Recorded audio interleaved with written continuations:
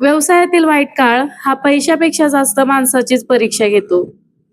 दुकान उघडल्यावर ग्राहकाची वाट बघावी लागते. कामाने कितीही थकवा आला तरी दुसऱ्या दिवशी पुन्हा चेहऱ्यावर हसू ठेवून शटर उघडावं लागतं.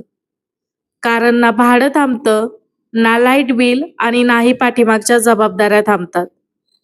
व्यवसाय हा फक्त नफ्याचा खेळ नसतो. तो विश्वास, संयम आणि जिद्दीचा एक प्रवास असतो. याच वाईट काळात अनेक जण साथ सोडतात.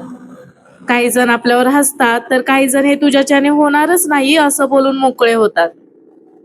लक्षात ठेवा, वाईट काळ हा कायमचा नसतो. आजचा संघर्षच उद्याच्या यशाचा पाया असतो. परिस्थिती कितीही कठीण असली तरी हार मानू नका.